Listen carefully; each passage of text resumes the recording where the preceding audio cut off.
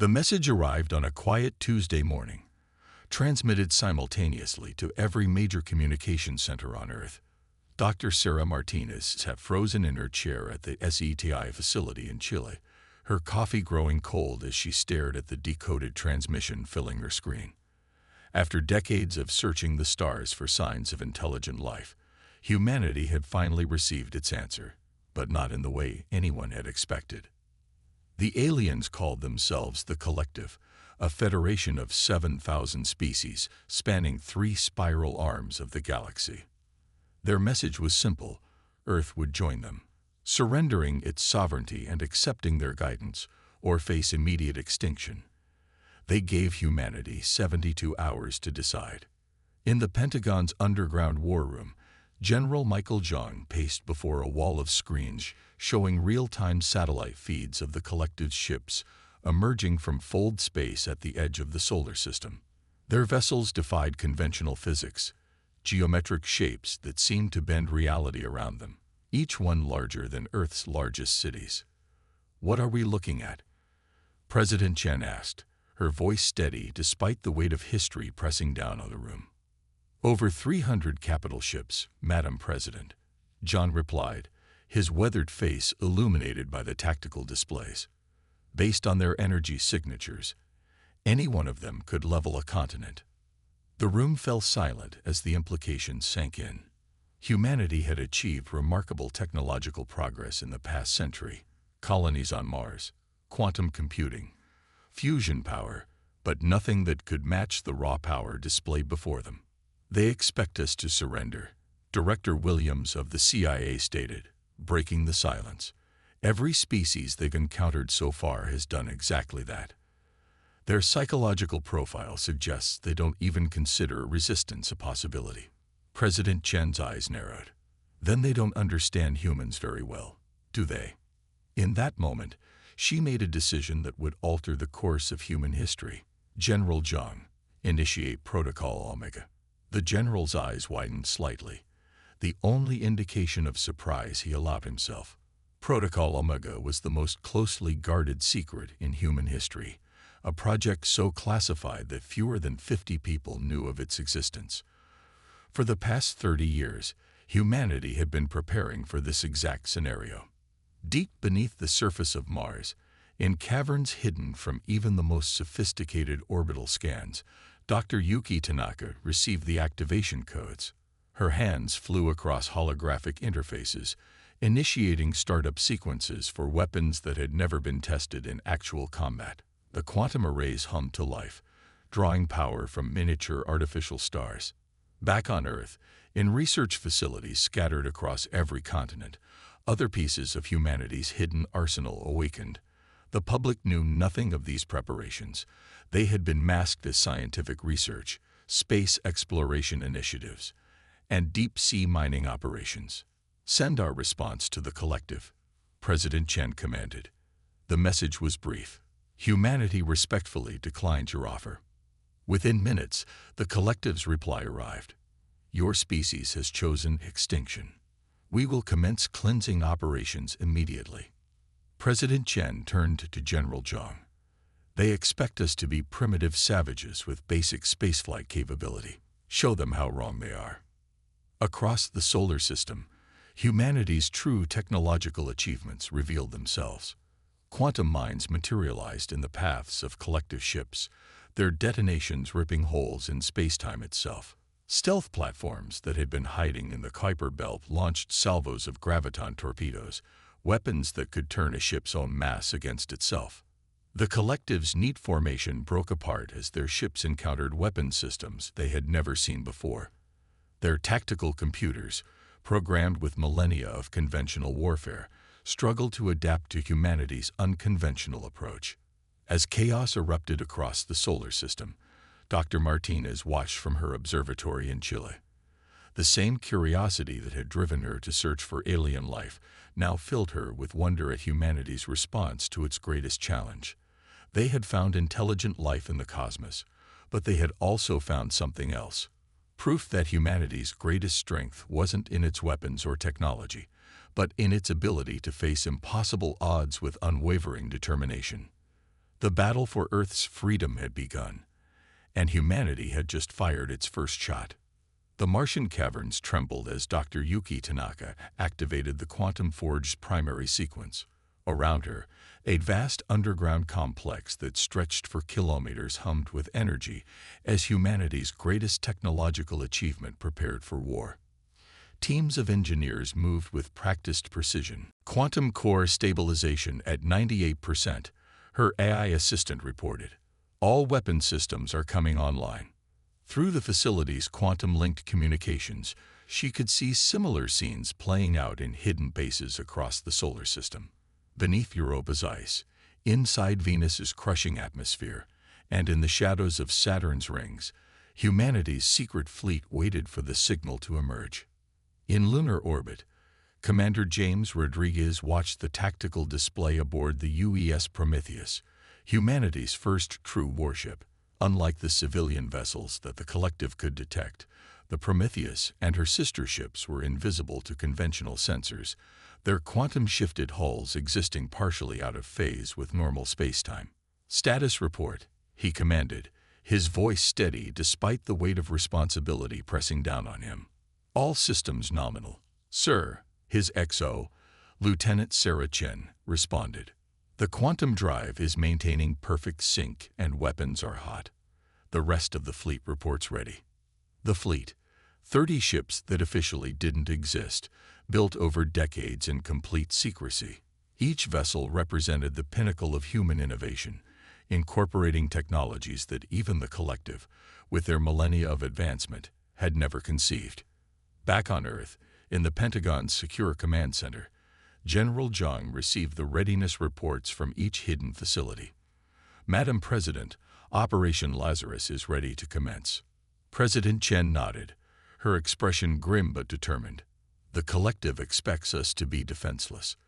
Let's show them why that was a fatal mistake." The first phase of humanity's response began with subtlety. Quantum probes, smaller than atoms but carrying more processing power than all of Earth's computers combined, infiltrated the collective's ships. They began transmitting detailed scans of the alien vessel's capabilities and weaknesses. Dr. Martinez, coordinating with the quantum probe network from her facility in Chile, couldn't help but smile as the data poured in. "Their technology is incredibly advanced," she reported to command. "But it's also predictable. They haven't had to innovate in centuries. Every ship follows the same designs, uses the same tactics. This predictability would be their undoing." Humanity had spent decades preparing not just weapons, but strategies that no spacefaring civilization had ever attempted before. In her Martian facility, Dr. Tanaka initiated the Quantum Forge's final sequence. The massive device, powered by artificial singularities, began manufacturing weapons that bent the laws of physics. Graviton bombs that could turn a ship's mass against itself. Temporal disruptors that could trap enemy vessels in microsecond time loops. Phase cannons that could bypass any known shielding technology. "First wave of quantum ordnance is ready for deployment," she reported, beginning transport to fleet positions. Commander Rodriguez watched as his ship's weapons bays filled with armaments that shouldn't have been possible according to conventional physics. The collective had mastered space travel, energy manipulation, and 1,000 other technologies, but they had never imagined the possibilities that quantum mechanics could unlock when pushed to its absolute limits. "All ships, maintain quantum shift," he ordered. "Remember your training. We've simulated this 1,000 times." The simulations had been brutal, pushing crews to their limits and beyond. They had learned to think in ways that no other military force in history had needed to consider. Traditional space combat tactics were useless when your weapons could ignore the laws of physics. In orbit around Jupiter, Admiral Helena Santos supervised the final preparations of humanity's largest hidden asset, the Titan Array. 6 massive stations, each larger than Earth's moon, had been constructed in secret over 3 decades. They appeared to be nothing more than random collections of asteroids and space debris to outside observers, but they were actually the most powerful weapons humanity had ever created. "Array synchronization at 95%, her systems officer reported. Quantum entanglement field is stable. The collective's massive fleet continued their advance through the solar system, their formation perfect, their confidence absolute. They had conducted this same operation thousands of times across the galaxy. Primitive civilizations always fell quickly once they realized the futility of resistance. But humanity was about to prove that they were anything but primitive. Their technology might have appeared inferior at first glance, but they had focused their development in directions the collective had never explored. While the aliens had perfected conventional space warfare, humans had quietly mastered quantum mechanics in ways that would seem like magic to their enemies. President Chen stood in the command center, watching the enemy fleet approach Earth. Around her, the culmination of 30 years of secret preparation was about to be revealed. "Send the final warning," she ordered. "Give them one last chance to retreat." The message was transmitted. "Your assessment of Earth's capabilities is incorrect. Withdraw now or face the consequences." The collective's response was predictable. More threats, more demands for surrender. They couldn't conceive of a primitive species possessing technology that could threaten them. "Very well," President Chen said quietly. "Commence Operation Lazarus. Show them what humanity is truly capable of."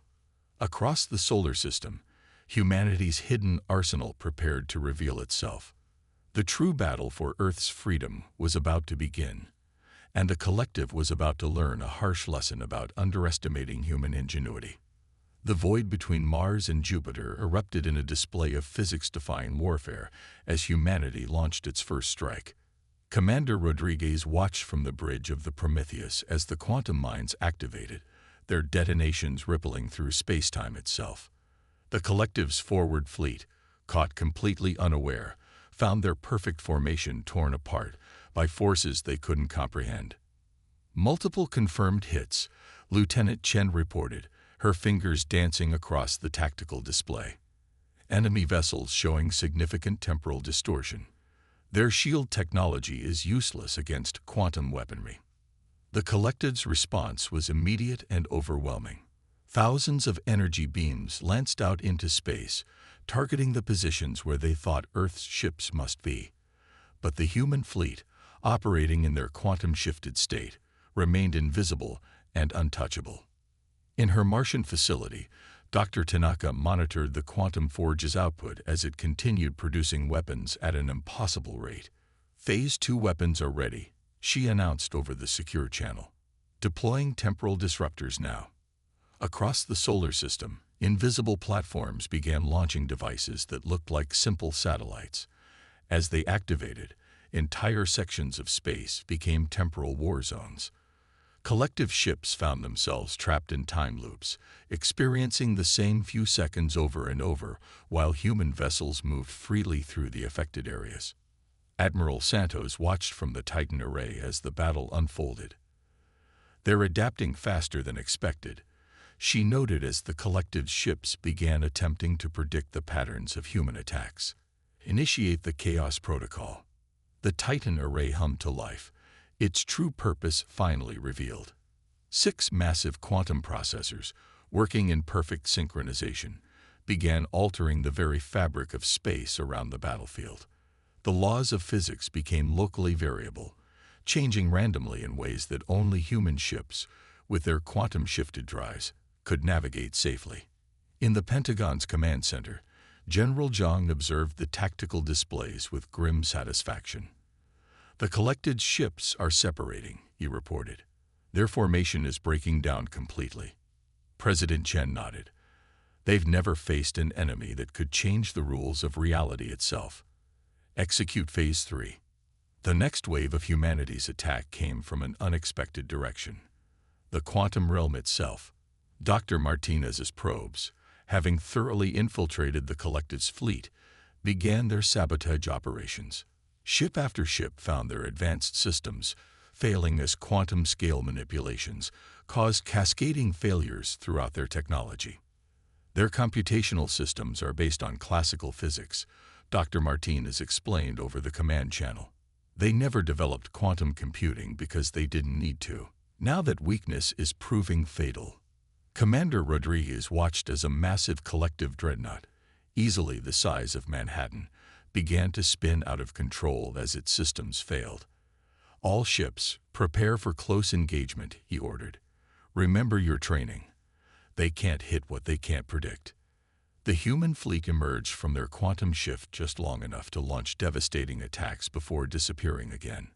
The Prometheus led the charge, its phase cannons cutting through the supposedly impenetrable shields of collective vessels as if they didn't exist. But the collective hadn't conquered a galaxy by being easily defeated. Their surviving ships began to adapt, launching countermeasures that showed why they had been the dominant force in the galaxy for so long. Space itself seemed to warp as they deployed weapons that could have destroyed entire solar systems. Energy spike detected. Lieutenant Chen called out. "They're charging something massive." Before the collective could unleash their superweapon, the Titan array made its final move. The 6 stations synchronized their quantum fields, creating a bubble of altered spacetime that encompassed the entire battlefield. Inside this bubble, the laws of physics began to shift and change at random, following patterns that only human ships could predict and adapt to. The effect on the collective's fleet was catastrophic.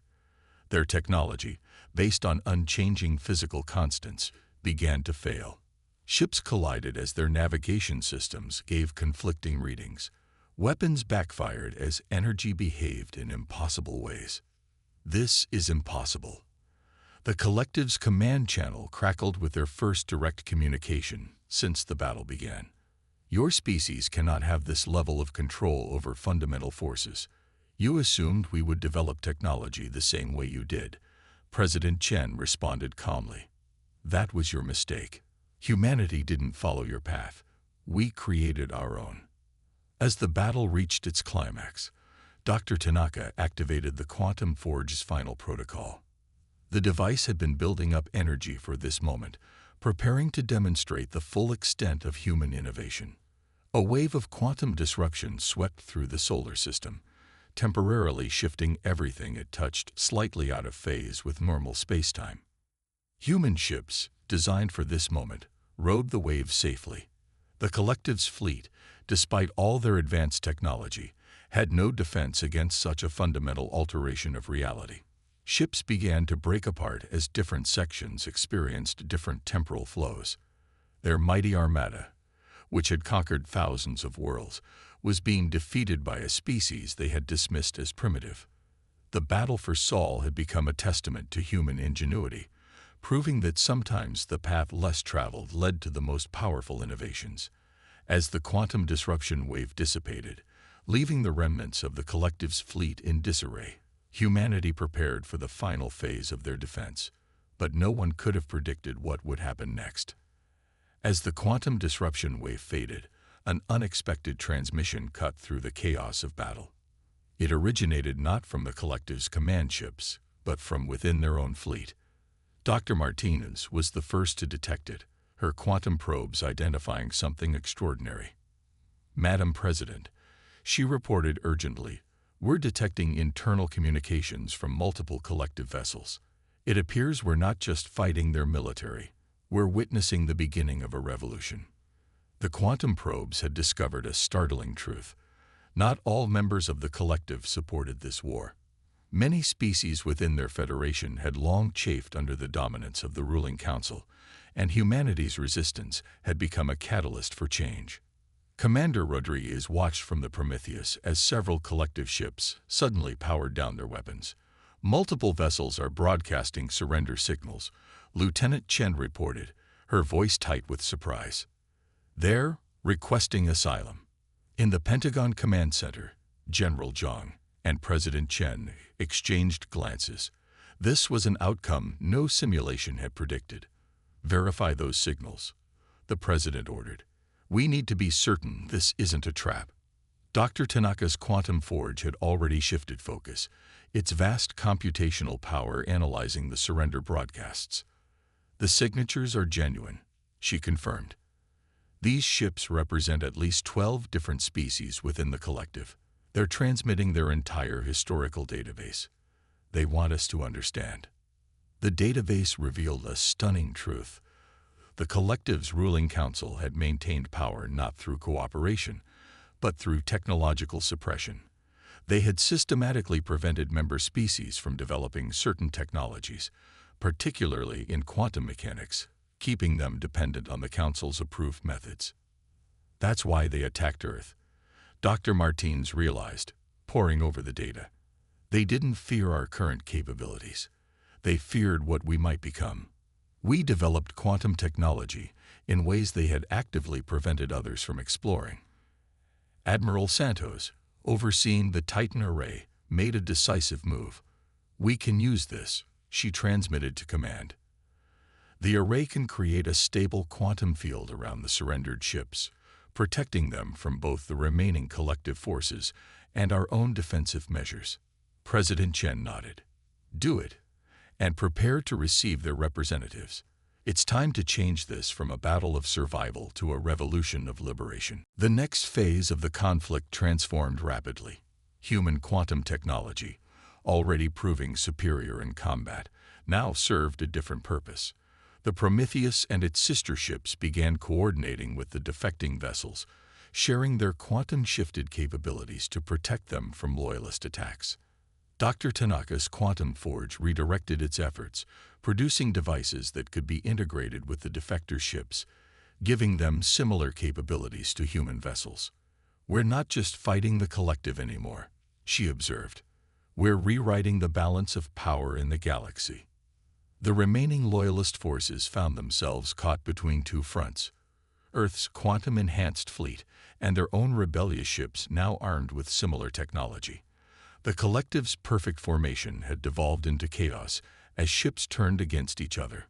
"Their entire command structure is fragmenting," Lieutenant Chen reported, tracking the disarray spreading through enemy ranks. "The ruling council's ships are attempting to retreat, but the quantum disruption fields are making conventional FTL travel impossible." Commander Rodriguez saw the opportunity. "All ships, coordinate with our new allies. Box in the Council's command vessels. Don't let them escape to bring reinforcements." The battle had evolved into something far more significant than a simple defense of Earth. Humanity's innovative approach to quantum mechanics hadn't just given them a military advantage. It had provided hope to species that had been subjugated for millennia. In her Chilean facility, Dr. Martinez continued analyzing the flood of data from defecting ships. Each species in the collective developed different technological specialties before being absorbed, she reported. "If we combine their knowledge with our quantum innovations, we could create something entirely new." Dr. Tanaka finished the thought. "A true federation, built on cooperation and shared advancement rather than suppression and control." President Chen stood in the command center, watching as more and more collective ships broadcasted surrender signals. The quantum probes showed crews rising up against their commanders, inspired by humanity's example of resistance. "Send a message to all ships," she ordered. "Tell them Earth offers asylum to any vessel that stands against the Council's tyranny. We'll share our quantum technology freely with those who choose to ally with us." The response was immediate and overwhelming. Across the battlefield, ships began powering down weapons and requesting protection. The Titan array's quantum fields expanded, creating safe zones for defecting vessels while maintaining the disruption that prevented the loyalist forces from escaping. General Zhang allowed himself a small smile.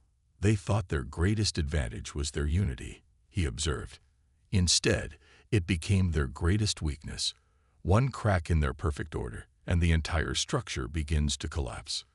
But even as victory seemed within reach, the loyalist forces prepared a final desperate gambit.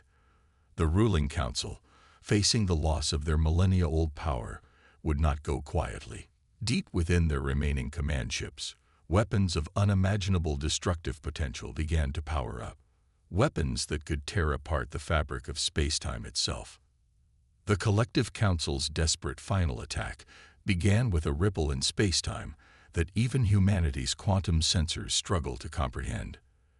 Their remaining command ships initiated what appeared to be a controlled collapse of reality itself, a weapon designed to destroy not just their enemies, but the very fabric of space around them. Multiple dimensional fractures detected. Dr. Martinez's voice cracked across all channels. They're attempting to create a cascading reality failure. If it succeeds, it'll consume the entire solar system. Commander Rodriguez watched from the Prometheus as space itself began to tear apart around the Council's ships. "Can we stop it?" he demanded, knowing that retreat wasn't an option. Earth lay directly in the path of the expanding dimensional catastrophe. "Conventional weapons are useless against this," Dr. Tanaka reported from Mars. But there was something in her voice. Not defeat, but calculation. However, they're using broken physics to destroy physics itself. And we're the masters of broken physics now. In the Pentagon Command Center, President Chen turned to General Zhang. "The Titan Array, already executing emergency protocols." Admiral Santos responded through the quantum link. "But we'll need more power, more than we've ever attempted to channel before." The plan came together in moments, born of humanity's greatest strengths: innovation, cooperation, and the ability to think beyond conventional limitations. The Titan Array would create the largest quantum field ever attempted, while Dr. Tanaka's quantum forge would channel its entire output into stabilizing it. "All ships, coordinate with our allies," Commander Rodriguez ordered. "Form a containment sphere around the Council's position. We're going to turn their own weapon against them." The human fleet moved in perfect synchronization with their former enemies, now allies. The defecting collective ships, equipped with modified quantum technology, took positions alongside Earth's vessels. Together, they created a precise geometric pattern around the expanding dimensional disaster. "Quantum forge at maximum output," Dr. Tanaka reported, her voice steady despite the strain evident in it. "Transferring all power to the array." Admiral Santos watched as the 6 stations of the Titan Array began to glow with impossible energies. Field stabilization at critical levels. Beginning quantum lockdown in 3, 2, 1. The combined fleet activated their quantum drives simultaneously, creating a nested series of fields that caught the Council's reality-destroying weapon in a web of altered spacetime. The dimensional fractures, instead of expanding outward, began to curve back on themselves. "It's working," Dr. Martinez exclaimed, her quantum probes feeding data directly to the fleet. "The weapon is being contained, but..." She hesitated. "The Council's ships are trapped inside their own effect. There's no way to save them." President Chen's response was firm. They made their choice when they decided to destroy an entire solar system rather than accept defeat. The battle's conclusion played out in seconds that felt like eternities. The Council's weapon, trapped within the quantum containment field, collapsed in upon itself. Their mighty command ships, which had overseen the subjugation of thousands of worlds, were torn apart by their own desperate gambit. As the last traces of the dimensional weapon faded, an almost impossible silence fell across the battlefield. The remaining collective ships, those that had chosen to side with humanity, powered down their weapons completely. "All hostile targets eliminated," Lieutenant Chen reported, her voice quiet with the weight of history. "The Council's fleet is destroyed. Remaining Allied vessels are requesting permission to approach Earth." In the days that followed, the true scope of what humanity had achieved began to emerge. The collective, as it had existed for millennia, was gone. In its place, something new began to form, a true federation of species, united not by force but by choice. Dr. Martinez and Dr. Tanaka found themselves at the center of a technological renaissance as species shared their knowledge freely for the first time. Quantum mechanics merged with biotechnology, energy manipulation combined with temporal physics, creating possibilities that neither humanity nor their new allies had imagined possible. The Prometheus became the flagship of a new fleet, one dedicated not to conquest, but to exploration and defense. Commander Rodriguez and Lieutenant Chen led missions to contact other civilizations that had refused to join the old collective, offering them a place in the new galactic community. Admiral Santos transformed the Titan Array into the foundation of an interstellar defense network, ensuring that no power would ever again threaten the freedom of Earth or its allies. The quantum forge, once a secret weapon, became a symbol of cooperation as its technology was shared among trusted partners. 1 month after the battle, President Chen stood before the United Nations, addressing not just humanity but representatives from dozens of alien species.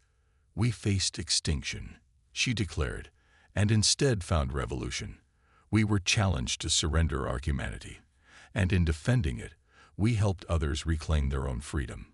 Today marks not just Earth's emergence onto the galactic stage, but the birth of a new era of cooperation and discovery. In her Chilean observatory, Dr. Martinez looked up at the stars, now filled with possibilities rather than threats.